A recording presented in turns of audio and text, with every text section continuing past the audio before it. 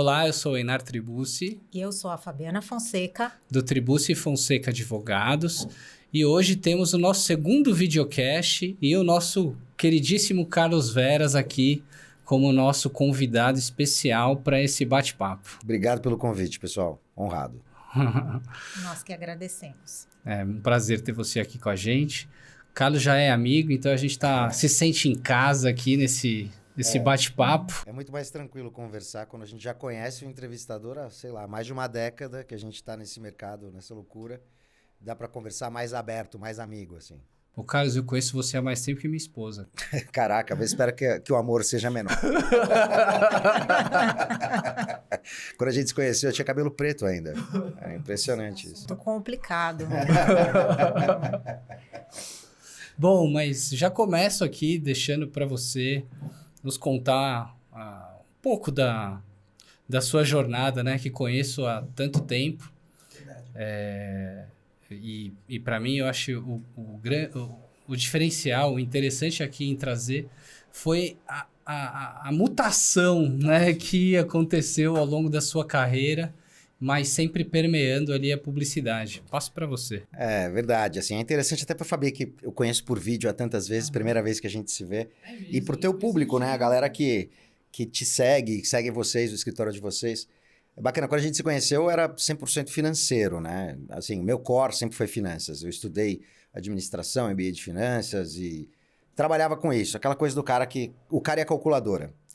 E aí, quando eu comecei com propaganda, o Enar já conheci o Enar do meu primeiro trabalho, que tinha sido uma startup inovadora com um social e-commerce. Acabou não dando certo.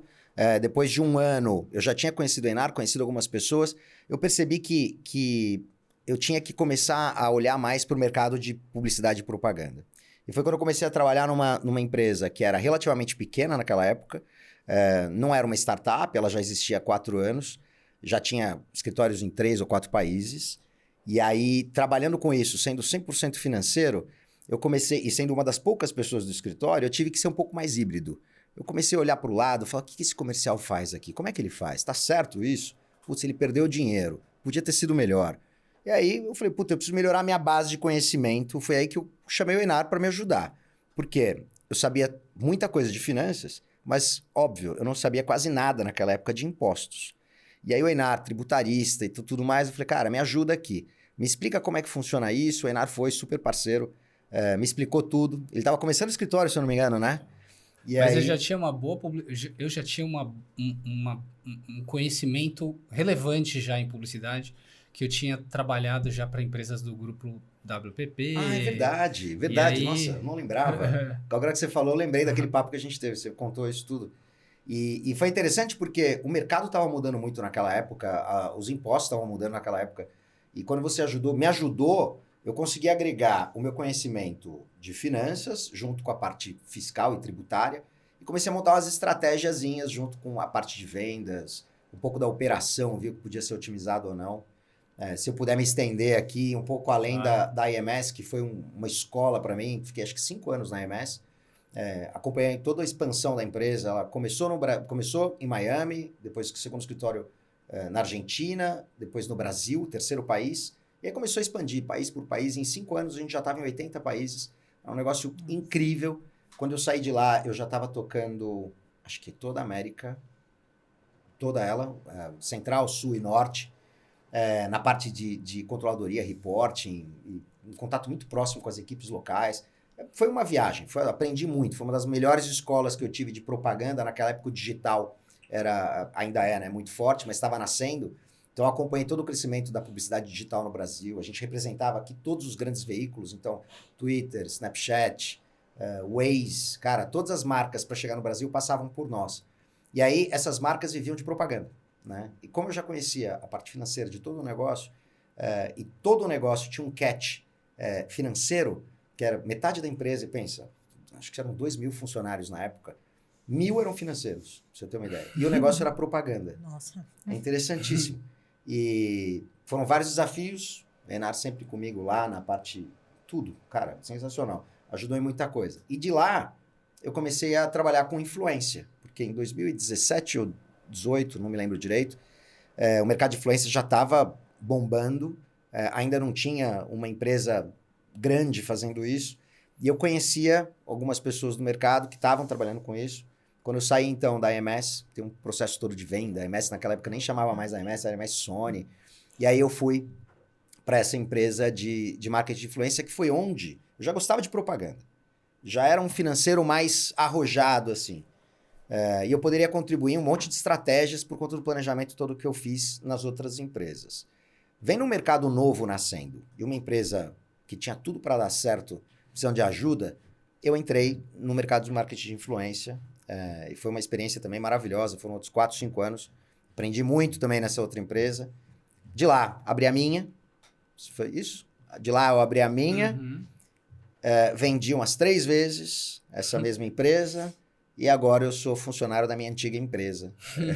E essa é a minha história curta. Não é tão curta assim, mas... Não, e eu lembro... Tem coisas que marcam a nossa vida, né? Mas quando você me convidou para trabalhar, no caso lá da AMS, eu lembro que você falou, Einar, tem um tema aqui de intercompany. Putz. E na minha cabeça, intercompany, né? O que ele quer dizer com intercompany? Logo eu já pensei assim, mútuo, IOF, né? Sim. Era um tema... É ainda um tema muito cotidiano, ainda mais quando você tem partes internacionais. Sim. A empresa estrangeira acaba colocando um capital a título de empréstimo, né? E aí você tem impactos de IOF e tal. E a gente vinha antes de startup. Então, Sim. startup é sempre isso, né? Muito conversível, tem aquele round ali, e aí faz a conversão em seguida. E eu lembro, assim, de forma saudosa, porque esse planejamento foi muito bonito, assim. Cara, foi lindo. Você achou que ia ser fácil, né? Achei... Só um intercompanyzinho. Não, eu achei que não tinha nada a ver com o que a gente fez, né? Na verdade, tinha a ver com créditos que estavam ali, que precisavam ser pagos para os veículos a nível internacional. Sim. E que a gente desenvolveu ali todo um planejamento tributário, mas muito, como eu posso dizer, não tailor-made, mas kitchens-made, assim, Exato. porque a gente teve que desenvolver como que vai ser a fatura, Exato. como que a gente vai incluir no sistema. Foi do scratch, foi do começo até o final. Aquele trabalho foi lindo, foi épico. Foi a consolidação, inclusive, de muitos conhecimentos meus, porque ao mesmo tempo que parecia ser um trabalho tributário, ele era um trabalho totalmente relacionado na primeira ponta, que é o pricing. Quanto você vai cobrar no seu produto em cada um dos países, que é o coração do negócio. E em sendo um negócio de representação naquela época, eu precisava que todo esse trabalho hiper correto, com compliance altíssimo, fosse atrativo para as marcas que também têm um compliance altíssimo. Então, foi incrível fazer do começo até o final, implantar todo o estudo, todos os pareceres, a estratégia fiscal que você montou. Foi lindo e até hoje, engraçado, né? Porque quando chega o problema, você pensa, esse problema vai ser só para essa empresa, vou usar uma vez e, sei lá, resolvemos um problema e tá perene aqui pelos próximos 4, 5 anos. Cara, sem brincadeira, eu usei aquele conhecimento para tudo, né? Da parte de pagamento de fornecedor internacional, parte do CID, todos os impostos que estavam envolvidos naquela transação. Disclosure em nota fiscal. Nossa, né? Em todas as empresas que eu trabalhei depois disso. E é engraçado como a maioria das pessoas não estava tão preparada, até porque o que a gente fez ali foi um MBA só disso. E eu pude implantar quase que o mesmo conhecimento. Se eu não me engano, eu te chamei de novo para uma situação agora parecida. Se ajudou muito, estruturou um negócio. A gente criou uma nova divisão na empresa, que a gente chama de International. Por quê? E aí, falando um pouco do que eu faço hoje até. Hoje, quando eu vendi a minha empresa que eu tinha feito, que era Viral, que era uma empresa de marketing de influência, de páginas, eu vendi para o Grupo Farol, que pertence ao Grupo BR Media, que hoje todos nós somos Publicis. Mas esse processo todo, dentro do Grupo Farol, a minha empresa foi absorvida e virou um segmento, virou uma categoria de vendas, páginas de internet. E eles ainda tinham lá celebridades, tinham youtubers, tiktokers, várias caixinhas, e eles não tinham international, que eram os artistas americanos ou internacionais no geral, que quando vem para o Brasil a gente pode fazer campanhas para as marcas por oportunidade ou até por encomenda, né? Mas tem toda aquela questão, putz, como é que eu pago um artista internacional? Quais são os impostos devidos? Isso é caro, não é caro? E aí eu falei, gente, levantei a mão na hora, falei, eu já fiz isso, fiz por muitos anos, não sei como estão essas leis hoje, vou recomendar o cara que salvou um negócio inteiro para nós no Brasil. Aí foi quando o Enara entrou, quando vocês entraram e fizeram todo esse trabalho que, porra, botou... Desculpa o palavrão. Faz parte. Sai sem querer. Que botou toda uma área de pé. A gente fechou campanhas com... como é que chama? Me fugiu o nome agora. Um personagem de Todo Mundo Odeia o Chris, que é uma série de televisão. Fechou uma com... O Vincent. O Vincent Martella. Teve o segundo, que eu não vou lembrar o nome. Se você lembrar, eu vou achar incrível. O cara que fez Walking Dead, ele era o Negan. Ele fez uma campanha de Spaten para nós aqui no Brasil, que era uma campanha sensacional. Ele e um artista da Globo. Isso tudo só aconteceu porque graças ao estudo, à maneira correta de recolher impostos, à otimização fiscal que vocês colocaram, a gente conseguiu fazer um pricing correto para a marca, para eles conseguirem achar aquilo atrativo. Porque hoje, se você vai de cara e coragem, fazendo cálculo usando o ChatGPT, você vai ter uma tributação excessiva, desnecessária, você não está aproveitando da melhor maneira, você não está fazendo necessariamente correto, você está pagando mais caro e cobrando mais caro. Então a gente conseguiu fazer tudo isso graças a esse conhecimento. Então é engraçado, porque eu lembro com o saudosismo dessa época, de o que a gente fez na EMS, porque é verdade, a gente fez um negócio crescer por causa do estudo tributário. E assim, os números da América Latina eram muito bons, né? E depois no M&A que teve... tudo que a gente fez foi chancelado. Eu adoro essas fases, assim, porque vim de Big Four e depois estar no lado sell side e ser submetido a uma auditoria, alguém criticar o seu trabalho. E é importante a crítica, né? A gente faz crescer.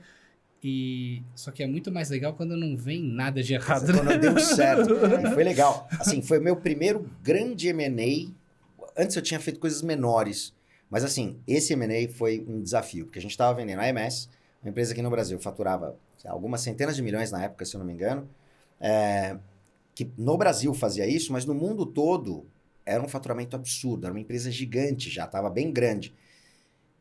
E o trabalho que a gente, de due diligence, que a gente sofreu, só foi mais suave porque a gente se preparou de todas as formas possíveis. O que eu vejo em M&A, enquanto você vai vender uma empresa principalmente, ou comprar uma empresa, qualquer liability, qualquer coisa que te coloque em exposição, é um fator que ou te coloca como um escrowzinho para você receber no futuro, ou te coloca numa situação onde seu preço diminui consideravelmente. E eu já vi as duas situações. Às vezes uma é necessária, às vezes é desnecessário, às vezes tem que ficar se defendendo por que esse liability está aqui ou não. Agora, se você chega preparado, se você chega lá falando assim, não, isso aqui não é um liability, eu tenho um parecer, eu tenho um estudo, eu tenho uma jurisprudência, eu tenho isso, eu tenho aquilo, isso automaticamente, até uma Big Four, a gente já passou por todas elas, risca e fala, não, beleza, faz sentido, tá tudo certo, estratégia. Engraçado que às vezes até o próprio auditor dessas empresas fala assim, nossa, que estratégia interessante.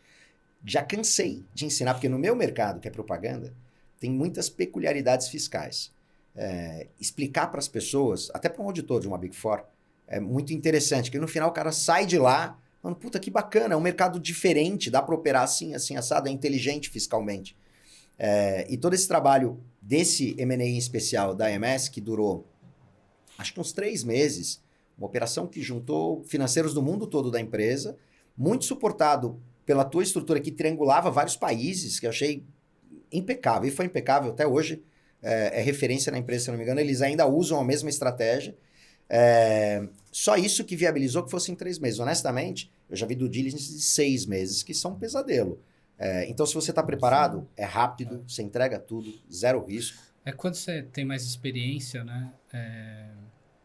E é difícil, às vezes, explicar o que você vai fazer. Mas quando você fala, vai fazer um planejamento de corporate tax, né? A pessoa pensa que você vai fazer um contrato, vai te falar quanto você tem que pagar de imposto, mas é muito mais que isso. É visualizar como que esse bicho vai nascer e vai viver, e um dia ele vai ser abocanhado por alguém, né? Então, esse bebê precisa nascer saudável, Exato. Precisa estar ali pronto quando for a hora adequada. É um modelo, na verdade, cara, de verdade, isso, boa parte, inclusive, refletindo aqui, boa parte do que a gente fez me ajudou a ser profissionalmente quem eu sou hoje. Porque durante todo esse trabalho de estruturação fiscal, modelagem e tudo mais, o que eu vi nascer ali foi um modelo, no fim do dia, o que pariu esse bebê saudável era um modelo de negócio que parava de pé. Parava de pé com segurança, sem risco e tudo mais. A partir daí, eu entendi que se você constrói um negócio com pilares reais embaixo que sustentam isso daí, você consegue crescer com escala se você tiver processos interessantes. A gente já tinha os processos, a gente precisava dos pilares, os pilares vieram, a empresa continuou crescendo exponencialmente. E aí eu falei, cara, como é que eu replico isso? E aí eu fui pensando nesse modelo e toda essa bagagem de 5 anos vendo toda hora isso aqui em outros países e tal, eu pude implantar isso em alguns lugares. Cara, para mim, é a mesma realização que você teve de passar livre e liso em uma due diligence, foi eu pegar a mesma coisa, replicar alguns modelos, adaptando para as realidades de cada cenário, de cada empresa, mas ver que se parou de pé em um lugar, também para em outro e parou, botei no terceiro, parou, botei na minha empresa e foi engraçado, mudando um pouco, né? Quando eu montei a minha mesmo, que eu era o dono, é um pouco mais de exposição. Você corre risco, dorme menos. Quem é empreendedor vocês são, vocês sabem. Mas eu montei minha empresa e o que me deu muita segurança, porque eu fazia semanalmente uma reunião com o meu time financeiro para falar de forecast, como é que a gente estava. E tem muita empresa que faz isso para uma semana, 2. Cara, eu lembro, depois de 1 ano de empresa, a gente tinha atingido o break-even no 3º mês e o meu plano era atingir no 6º. Depois de 1 ano de empresa, numa reunião semanal de caixa com o meu pessoal de tesouraria, eu olhei e falei, se eu não me engano, era um mês de março qualquer, e eu estava discutindo com eles março do ano seguinte. Porque eu tinha, assim, todo o planejamento de caixa estava pronto para o ano todo, e aí a pessoa a mais sênior da equipe olhou para mim e falou assim, Veras, posso te falar um negócio? Eu falei, o quê? Cara, você é a única pessoa, o único dono de empresa que eu trabalho que, assim, passa de 3 meses falando de caixa, de 6 meses falando de caixa, e tudo que a gente colocava lá cravava perfeito, muito porque a gente não errava nem nos impostos. Então, assim, era um cálculo tão preciso uma coisa que eu aprendi também era planejar por mais de 5 anos as coisas, que funcionava. E quando eu errava, graças a Deus, eu errava para sobrar dinheiro, não para faltar. Então, assim, muito do que você colocou lá como modelo de negócio dessa estrutura me deu muita segurança quando eu abri o meu negócio. Porque eu fui pegando, fui chupinhando a bagagem, aí o conhecimento de vocês. E isso quando eu implantei no negócio dos outros e no meu, foi que garantiu que desse certo toda a operação.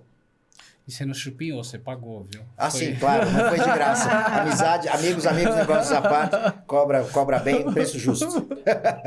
Mas é recíproco. Eu Obrigado. também queria dizer que eu aprendi muito com você. E nem sei de quem eu escutei isso, mas deve estar escrito em algum lugar que o advogado cresce também quando ele tem bons clientes. E você é aquele bom cliente, aquele fogo amigo, tá sempre provocando, né? Dinâmico, empolgado, otimista. Não, te faz olhar e você fala, putz, eu acho que dá sim para fazer e te coça, né?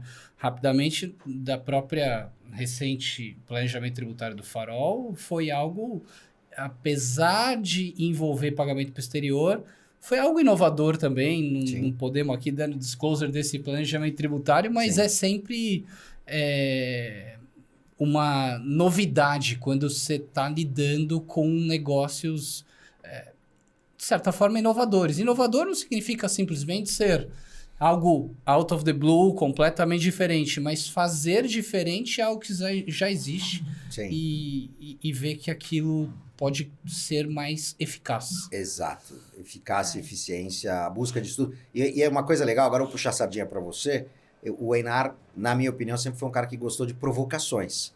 Né? Trazer inovação através de uma provocação. Sim. Eu falo, cara, assim, o básico a gente já faz, né? Todo mundo faz. Mas eu levava os desafios para ele. Eu gosto de desafio. Que era assim, cara, tem um problema aqui. Qual é o problema? Começa no Uruguai, termina na China, passa por aqui.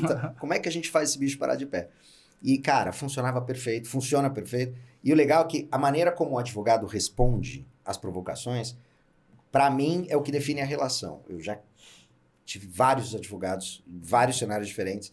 E eu sempre levo problemas, né? Porque quando o cliente vai procurar o advogado... É só para isso. É só problema. A maneira como o advogado responde para mim é o que determina se aquilo vai funcionar, se a relação inteira vai funcionar. E quando você leva um desafio para o escritório de vocês, e uma experiência que eu tive mais de uma vez, vocês respondem com ânimo. Não é, nossa, meu Deus, vamos resolver isso daqui. Vai para parar, volta, para, estuda. Vai demorar 2 semanas para eu te trazer uma resposta, mas vou levar. E volta com um negócio impecável. Então, assim... Muito do que eu fiz aqui é porque eu confiei no trabalho de vocês e, porra, de novo, o segundo palavrão. Eu falo também muito, cara. Cara, é porque eu tive confiança. E isso vem do ânimo que vocês trazem para uma coisa que eu achava chato no começo, confesso. Mas eu acho animal agora, eu acho muito legal. E todo o negócio, quando é bem suportado, para de pé, tranquilo. O que eu achei bacana nesse trabalho, nessa última ponta aí, né, da estruturação, do pagamento do influencer estrangeiro, a gente assessora realmente do comecinho até o fim, né? Então, desde o contrato, a discussão do contrato com o outro lado, que às vezes não entende muito bem o Brasil, né? Acha isso aqui meio diferente, né? Até a emissão de uma invoice, por exemplo. A invoice tem que ser desse jeito, né? Sim. Eu acho que esse tipo de integração que os nossos times têm, ela é muito benéfica. Sim. Para a gente, porque faz a gente sair da caixa um pouco, né? E acho que para o cliente que não simplesmente recebe ali um parecer que acabou ali, né? Ah, tá aí, Carlos, se vira. Né? Vai muito além. Vai muito além disso. E aí você fez me lembrar de uma coisa interessantíssima que eu não contei nem pro Einar. Eu estava falando com uma grande empresa chinesa de redes sociais, a maior que existe, e eles estavam trazendo uma operação inovadora para o Brasil. Inovadora financeira, inovadora.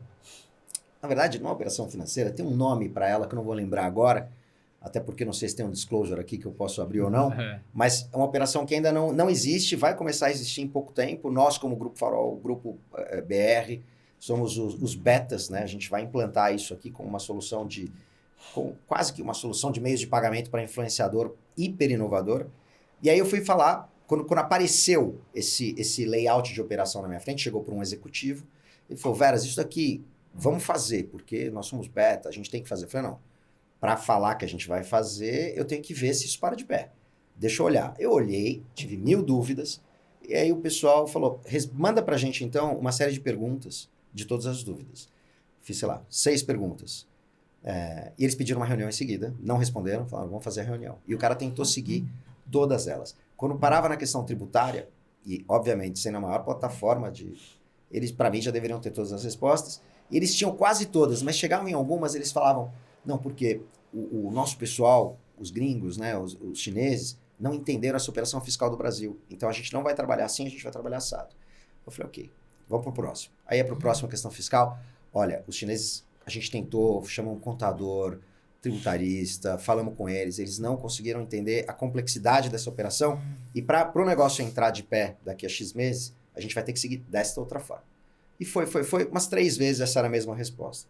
E aí eu falei, gente, tem uma operação que a gente pode fazer aqui, que eu aprendi há muito tempo atrás com um amigo meu, que eu acho que pode ser muito produtiva. O cara falou, não, mas nada para de pé. Eu falei, posso explicar? 2 segundos, 2 tweets. E eu expliquei para eles, mas pode? Eu falei, claro que pode. Chegou até a China. Impressionante, chegou na China. Chegou na China. E aí o cara falou assim, não, mas o que você falou funciona? Eu falei, sim, porque todas as soluções que eles deram, que era mais fácil, né? Não vamos fazer desse jeito, vamos fazer desse. Todas as soluções faziam com que a margem do negócio ficasse muito espremida. Era muito arriscado operar financeiramente da forma como estava vindo. E aí eu coloquei para eles de uma forma saudável, segura, legal e super suportada, super coberta. Eles entenderam e falaram assim, não, então a gente precisa que você explique para o pessoal da China como é que funciona essa operação. Eu falei, então vamos fazer o seguinte, eu vou montar 2, 3 slides e eu mando para vocês. Se não funcionar, eu chamo um conhecido meu para falar com vocês e ele vai explicar tudo. Mas eu não falo chinês, tá?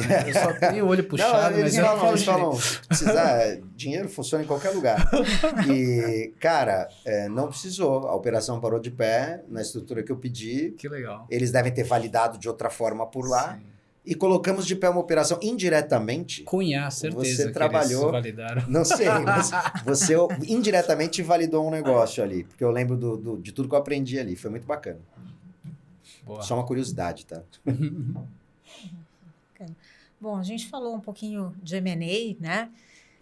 Queria, Carlos, que você falasse sobre M&A nesse setor de agências de marketing de influência. Como você vê o mercado hoje? É um desafio. É um desafio. Ótima pergunta, Fabi. O que eu posso te falar? Eu fiz com sucesso 2 grandes operações. E eu já vi no mercado também grandes operações terem sucesso na questão do M&A. O que elas tinham em comum? Isso é fato. Além de mim. Eles tinham Claro. em comum uma coisa que é muito bacana. Um financeiro bom na operação, com uma bagagem boa, preparando tudo. Existe aqui ainda, até no mercado de propaganda, aquela filosofia de o financeiro fica um pouco de lado, às vezes, ele não é a pessoa que literalmente lidera uma operação, dependendo da visão do dono. Só emite a nota. Exato, só emite nota fiscal. Isso, honestamente, não é um desafio. O que é o desafio? É você conseguir fazer uma operação financeira saudável, correta, pronta para ser vendida, preparada para uma due diligence, da maneira legal, honesta, que sirva economicamente para o mercado todo. Então, isso foi um fator comum, ter um bom financeiro. Então, toda e qualquer operação que vocês lerem em qualquer jornal, um grupo tal foi vendido por X centenas de milhões de reais. Certeza, tinha um financeiro dando sangue ali. Por exemplo, eu trabalhei muito na venda da MS para a Sony. Nessa última venda agora, que foi do grupo BR Media, quem trabalhou animalmente, foi um dos melhores financeiros que eu conheço, chama Daniel Lian, que hoje ele saiu de CFO e virou CEO do negócio, co-CEO do negócio, do grupo BR. É um reconhecimento natural, porque o CFO, quando ligado a negócios, o CFO, quando tem visão de negócio, além do conhecimento da bagagem de finanças que se só acumula com o tempo, quando tem todo esse punch, ele naturalmente ascende para uma posição de liderança de negócio, porque ele vai conseguir tomar decisões nesse tipo. Então, tem sido bem constante atualmente. Se eu não me engano, o próprio CEO da Vale era o antigo CFO da Vale. Se eu não me engano, sim. E assim, tem 1000 exemplos que a gente pode pegar do CFO que levou para CEO. Então, o que eu acho que é uma operação de sucesso hoje? Quando o dono da empresa, os acionistas da empresa vão decidir quem vai ser o CEO, obviamente ele tem que pensar no aspecto do negócio. Quando ele vai decidir quem é o CFO, se ele tiver uma visão de buscar um financeiro que tem visão de negócio, ele vai ter o shadow do presidente, olhando para o negócio para dentro e cuidando para que aquilo cresça e possa ser vendido. Esses são os fatores principais. Hoje o nosso mercado está muito aquecido. O Brasil é o celeiro do marketing de influência quase. Brasil e Estados Unidos estão ali. O Brasil, se eu não me engano, é um pouco maior. O mercado americano é maior que o nosso, mas o mercado de influência é maior no Brasil. Tanto que a nossa operação de venda, nossa operação, sem querer vender o nosso peixe já vendendo, é a maior operação de marketing de influência da América Latina, não é só do Brasil. Muita agência que fala, eu sou a maior agência do Brasil. Cara, somos a maior agência da América Latina de marketing de influência. A gente chama de One Stop Shop. Então, tudo passa por aqui, a gente consegue atender qualquer cliente de todas as formas possíveis e o mercado continua crescendo, né? No começo, as verbas do mercado para influência eram relativamente pequenas. As maiores verbas eram de mídia. E isso tem crescido de maneiras diferentes. O mercado de influência está crescendo, as verbas das marcas estão aumentando para cá. E a de mídia, ela continua grande, continua representativa, mas ela tem sido comprimida um pouco pela verba do marketing de influência. Por quê? É efetivo, funciona. A nova geração, onde ela está, se ela está na tela, se ela está no celular. Enfim, tem 1000 coisas que interferem nisso. Então, é assim que eu vejo uma operação de sucesso. As operações que não deram certo, e eu já vi, são as operações geridas, na minha opinião, não profissionalmente. Então, o que acontece quando você tem uma operação que não está preparada para uma venda, que não está estruturada com bons profissionais? Na hora da due diligence, é uma sequência de dores e sofrimentos, despreparos, e o que você tem é a desvalorização do seu negócio. Cansei de ver alguém falar, não, a minha empresa vale 100 milhões de reais. Depois de uma due diligence, você pode estar devendo 10 milhões de reais. Por quê? Porque você consegue levantar muito problema. Agora, é muito legal quando você começa falando que ela vale 100 e descobre que ela vale 300. Ou vale 100 e ela vale 100 mesmo. Agora, errar para baixo é o que mais acontece. Então, no nosso mercado, que foi crescendo, como eu estava explicando, junto com a verba, né, do mercado das marcas para nós, ele acompanhou, alguns grupos acompanharam esse crescimento também com as equipes financeiras, outros não, né? Então, o que eu vejo o mercado está muito aquecido, muitos grupos internacionais vieram para cá e estão comprando mesmo, estão vindo atrás. Quem está preparado vai vender. Quem não está preparado, ou quem quiser manter o negócio, também não precisa necessariamente vender. Legal. Bacana. Acho que a próxima era sua ainda, hein, Fabi? Queria puxar um gancho, falar um pouquinho sobre Media for Equity, né, que é um tema que ganhou notoriedade aí no cenário das startups, com vantagem tanto para a startup quanto para as empresas de mídia e também para os influenciadores. Como você vê esse fenômeno como uma alternativa para contrato de publicidade, de marketing? Olha, eu já vi bastante casos de Media for Equity. Um conhecido meu, inclusive, teve uma operação dessa, ou montou uma operação dessa, foi super grande. Eu acho que o mercado brasileiro, por N motivos, não está preparado para Media for Equity. Mas eu já vi e já fiz operações de Media for Equity. Existem riscos dentro dessa operação. O que acontece? Quem é o influenciador? É um comunicador que fala através de uma plataforma de rede social. Não necessariamente esse comunicador, esse influenciador, esse creator, ele está preparado para ser sócio de uma operação. Entender a magnitude que é ser sócio de uma operação. Conheço a operação que eu fiz, inclusive, esse que tem apetite por risco e vontade de crescer, apesar de ser um grande criador, aí eu não vou falar nomes, ele entrou de sócio numa operação de varejo, de delivery, através de um Media for Equity. Ele fez parte do pagamento em equity. Achei interessantíssimo, inteligente, conversei com ele antes para ter certeza que era aquilo, e era exatamente aquilo. Eu expliquei todos os potenciais riscos que ele teria em fazendo parte. Fiz reuniões com um monte de advogados do nosso grupo para poder explicar para o cara, já com medo, um receio de que, será que ele sabe no que ele está se metendo? Será que ele sabe qual o risco em ser dono de um negócio, sócio, dono, administrador, e ter que colocar o CPF para responder pelos erros de outros, né? Dificilmente os influenciadores estão preparados para isso. O que eu vejo, no caso do Media for Equity, é que o tipo de operação eu acho interessantíssima, olhando como gestor, olhando como negócio, mas as pessoas não estão preparadas para entender, mesmo porque elas não tiveram... Elas foram para uma linha de comunicação e não para uma linha de empreendedorismo e gestão. Elas não sabem, o medo acaba superando. Então, hoje, o que mais acontece é o pagamento mesmo do influenciador. A gente tem a precificação, recebe-se o dinheiro e dificilmente aceitam a questão do equity. Não. Tem receio de sair da lógica contratual para a lógica societária. E é claro que também para o lado da empresa, né? Ter alguém ali de fora, ter que fazer um acordo ali de sócios, de acionistas, enfim, que abarque alguém de fora entrando que não conhece o mercado ali, Sim. Não que não conhece o mercado, enfim, tem uma outra função no mercado. Exato. Né? Tem toda essa complexidade, é um desafio. Eu acho que o maior movimento que eu vejo hoje, por exemplo, começou com Media for Equity, mas ele é a utilização do influenciador para papéis de gestão. Então, você tem casos de influenciadores famosos que entraram como gestores, talvez diretores de marca de marketing, que assumiram, sei lá, Nubank, CIMED, várias marcas pegaram influenciadores para isso. Talvez até com uma resposta... Muito falado, né, ultimamente. Sim, muito. Gerou muita publicidade. E eu acho que é uma forma de você ter, porque o que eu penso? A marca, quando coloca o Media for Equity, não é por uma questão econômica de falar, eu prefiro dar em ações e não em dinheiro. É mais para ter a associação daquela pessoa direta na empresa com um vínculo.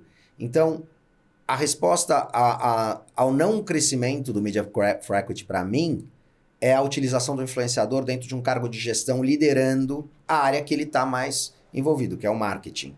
Ainda assim, a gente sabe que um diretor, né, em sendo diretor, ele tem lá suas responsabilidades, mas é diferente de você ser sócio, proprietário ou cotista de uma determinada empresa. Então, acho que essa foi a maneira que o mercado encontrou para responder essa demanda de associação de imagem do influenciador com determinada marca. Bacana, bem interessante ouvir a visão aí do outro lado. Legal. Acho complicadíssimo. A velocidade, você quer fazer a publicidade rápida, aí você tem que começar a discutir sociedade. Aí esse influenciador, ele minimamente deveria ter algum tipo de assessoria, que provavelmente aí não tem, com esse tipo de viés, fazer o valuation da empresa para ver que tamanho de share aí ele vai ter, o quanto que ele vai contribuir, se amanhã esse cara fica doente, se amanhã ele desiste, e aí você riscos reputacionais. Exato. Isso tanto do influenciador para a marca, quanto da marca para o influenciador. A gente já viu vários casos de marcas que tomaram ações, erraram, pedem desculpa, sim, mas se você tem um influenciador como sócio dessa marca, ele vai pegar essa pecha, ele vai ficar marcado. Mesma coisa o contrário. O próprio influenciador, Ele pode cometer uma falta, todos somos humanos, ele vai se arrepender, vai pedir desculpas, mas isso vai ficar marcado na marca. Então, esse risco reputacional tem que ser mensurado também quando você vai falar de Media for Equity. Acho que é complicado, como vocês disseram aqui. A gente tem que sempre pensar em todos os lados.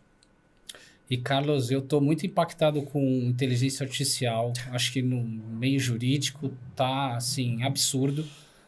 É impressionante o que já faz, né? Esse tipo de tecnologia. Essa tecnologia. E eu tenho sido impactado em redes sociais com campanhas com inteligência artificial. Sim. O que você acha? Você acha que é algo que veio para ficar? O que as marcas têm te dado de feedback sobre o que a IA tem feito para elas a nível de marketing? Olha, logo que deu o boom da inteligência artificial, a minha sócia, eterna sócia, ex-sócia agora, colega de trabalho, Bruna Adjan, ela falou, cara, saiu um criador aqui que só cria conteúdo de vídeo com IA. Vamos chamar esse cara. Ele tinha, sei lá, 10 mil seguidores no dia que ela me chamou, né? Aí eu falei, putz, vamos pegar o telefone dele. Ele nem morava no Brasil, morava na Inglaterra, brasileiro morando na Inglaterra. Aí eu falei, cara, me arruma o telefone. Consegui, em um dia eu já tinha o telefone do cara. E eu chamei. Eu falei, putz, então, não sei o quê, você que tá crescendo super rápido, vejo você desde 1.000 seguidores, tá com 10 mil. Ele falou, não, eu tô com 40 hoje. Em um dia, o cara fez Bloom. Eu falei, não, esse cara é um cara que eu quero trazer pro casting. E a gente trouxe, ele fez 2 propagandas e tal, porque tava naquele hype da utilização do influenciador para criar campanhas ou criar conteúdos usando única e exclusivamente IA. Depois de um tempo, ele falou, putz, acho que não é minha praia e tal, decidiu sair porque ele quis continuar criando conteúdo de humor. Super respeitei, a gente está sempre abertos para isso, falou, se quiser voltar um dia, você pode voltar. E eu percebi também que o mercado usava muito alguns influenciadores para algumas marcas específicas de varejo, campanhas excelentes de IA. Mas eu vejo que hoje não se sustentou, né? Então, você pode usar IA no marketing de influência para 1000 coisas. Eu já vi 1000 ideias. Como eu estou numa posição, graças a Deus, de liderança numa empresa de um grupo grande, muita gente me liga para contar uma história, para dizer, putz, o que a IA pode fazer? Eu lembro quando eu fiz o meu primeiro ser humano digital usando IA como teste, usando uma tecnologia. Um pouquinho antes do boom da IA, eu conheci uma pessoa que criava, tinha desenvolvimento em Israel, China e Brasil, e ele criava um humano digital para vários executivos de empresa. Eu fui lá para testar, achei maravilhosa a tecnologia, mas a aplicabilidade de algumas novas tecnologias fica um pouco mais discutível. Como é que você vai converter aquilo em dinheiro? Como é que você vai converter aquilo em oportunidade? O boom veio em seguida, as marcas navegaram naquele hype lá, andaram, foi legal, mas hoje eu acho que a inteligência artificial, pelo menos até onde eu sei, tá? Ela pode ser usada para você melhorar o teu negócio, melhorar o teu conteúdo, te trazer uma série de sugestões, uma série de discussões. Você cria seu agente, né? Eu já tenho uns 10 agentes diferentes. Às vezes eu quero conversar, os funcionários estão ocupados, alguém está ocupado, o colega está ocupado. Eu entro lá com o meu agente e começo a conversar, a ter ideia, falar, cara, como é que eu posso fazer isso melhor? E vem, a gente sabe que a inteligência artificial erra, às vezes. Mas, às vezes, na maioria delas, inclusive, você consegue extrair um tipo de informação que só agrega. E com uma velocidade, uma acessibilidade incrível. Tem os riscos, né? Porque usar a inteligência artificial, pelo menos em propaganda, você tem que sempre mencionar, isso é um conteúdo de IA, o CONAR, que é o que nos rege, o Conselho de Propaganda, ele coloca uma série de obrigações. Vai fazer publicidade? Hashtag publi. Vai fazer uma determinada divulgação? Hashtag divulgação. Se você postar alguma coisa com IA, hashtag conteúdo de IA para a pessoa saber, né, que aquilo não é um ser humano, que aquilo não é um conteúdo orgânico, é um conteúdo criado por uma pessoa para ser divulgado ali. Então, assim, hoje você pode usar as ferramentas para 1000 coisas, inclusive na propaganda. E aí uma curiosidade, depois que a gente vendeu a empresa, a gente está se adaptando ainda a ser uma multinacional, né? Parte da maior agência de propaganda no mundo. É um puto orgulho poder dizer isso. Mas dentro dessa incorporação que a gente está sofrendo, incorporação de cultura, eu vejo a cultura do grupo que nos adquiriu, e eles têm uma cultura interessantíssima por ser multinacional, já existem há mais de 100 anos. Eles colocam lá uma parte de education dentro da empresa. Então, os funcionários têm que se educar em uma série de coisas, várias oportunidades de curso, plataformas e tudo mais. E tem lá uma regra, você tem que usar IA. Obrigatoriamente, eles fornecem todas as ferramentas de IA para os funcionários, até para a gente perder aquele medo de, putz, se eu usar uma IA aqui, eu vou ser substituído. Cara, o que eu descobri usando IA é que você ganha tempo para produzir um conteúdo melhor de tudo que você está fazendo. Se você consegue usar IA da maneira correta, você não está substituindo pessoas, você está criando oportunidades. Você pode contratar mais gente para fazer coisas mais úteis do que um processo que pode ser substituído por uma automação.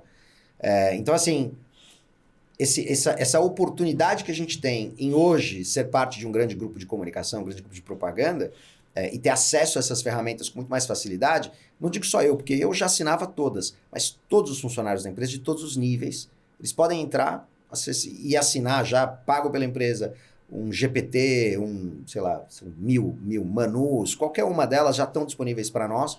Eu uso mais de 5 no dia a dia para um monte de funções. Então, a IA como ferramenta para propaganda, para desenvolvimento de negócios, para algumas dúvidas não legais e fiscais, porque eu acho que está bem longe de funcionar perfeitamente, ela é muito boa e agrega muito para o nosso mercado. Muito legal. Bacana. Para a gente também tornou o trabalho mais estratégico, né? Porque a pergunta simples, o cliente pode, enfim, confiar na IA, né? Dependendo da questão. Mas a gente tem que colocar agora a cabeça para pensar, né? Porque nós vamos ser demandados para coisas mais complexas. Então, mudou muito a forma de trabalho dos advogados, né?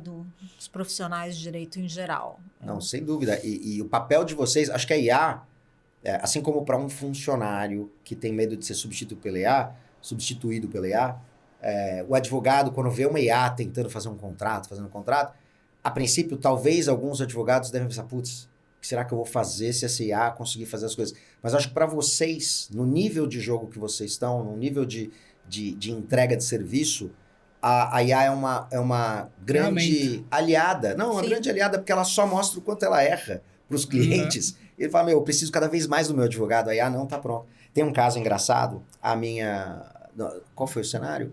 Uma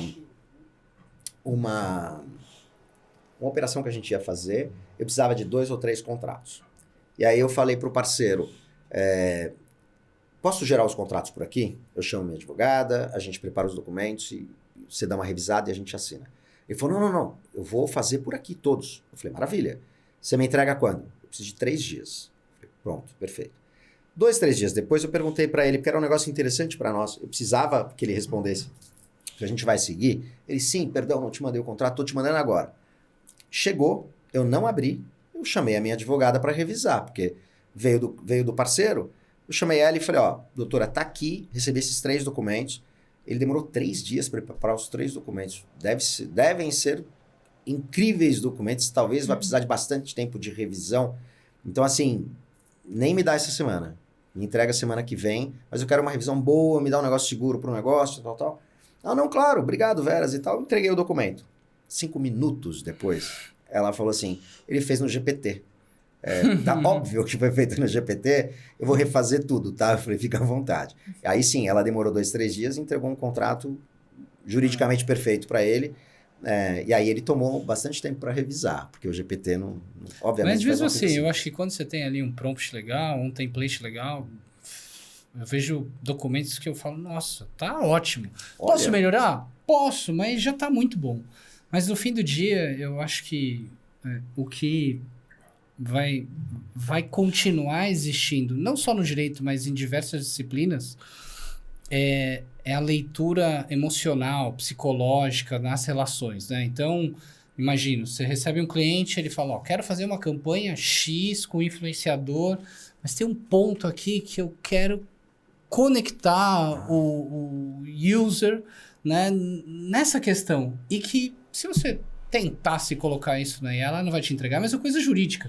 O cara chega e fala, olha, eu estou aqui numa potencial venda de uma empresa e tem 2 pontos aqui nessa negociação que me preocupam, né? Sim. E que quando a gente estiver lidando com a negociação e os documentos, essa leitura humana é o que a gente teria que dar no documento é que eu acho que ainda falta um bocado de tempo para esse incremento esse incremento que você falou, tá ótimo, mas eu posso dar uma melhorada aqui, porque você consegue ligar a cognição do humano, ainda é a cognição humana, consegue conectar muito melhor as coisas, pensando até no macro do negócio. Para que vai ser usado aquele documento? Por que tá aquela cláusula assim, assim, assado?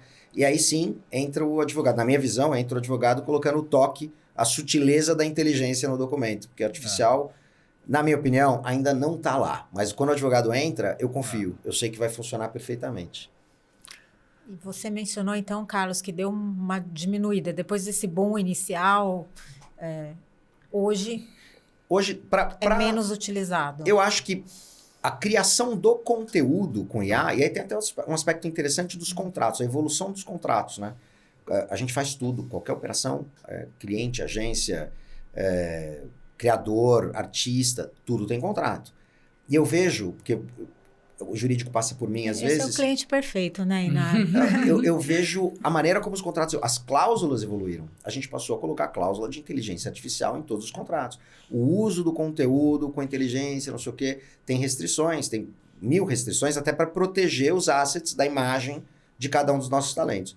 Então, a criação do conteúdo, eu vejo que diminuiu, a utilização aumentou, né, para você usar no dia a dia do nosso mercado, e a proteção jurídica que foi feita, e está sendo feita todos os dias, usando essas novas tecnologias, ela já existe e está prevista, pelo menos do nosso lado, em todos os nossos contratos. Bom, eu acho que a gente pode finalizar, senão isso daqui vai começar a virar papo Papo de amigo. papo de bar já, que 3 horas. se alongaria aqui Boa. muito tempo.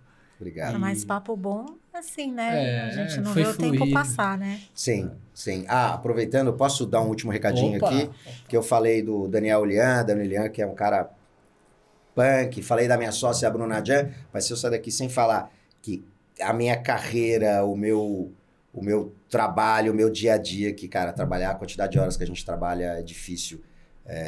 Meus filhos, eu levo eles para a escola de manhã, às vezes eu chego, eles já estão dormindo, continuo levando da escola de manhã, mas eu tinha que dar um último recadinho para minha esposa querida, que me suporta todos os dias. Paula, coração para você, amo você, por me suportar durante X anos de carreira, dormindo pouco e trabalhando muito. Que é publicitária, né? Ela também é publicitária, é verdade, né? Ela tem 2 ou 3 agências lá dela, de vários segmentos. Então, em casa é uma loucura, né? Propaganda o dia inteiro. Eu posso parar de trabalhar e aí, quando a gente fala de alguma coisa, é trabalho de novo. É isso. Pô, Carlos, legal te ver. Legal que você esteve aqui com a gente. Adorei o convite, gente. Obrigado mesmo. Obrigada. Obrigado. Valeu.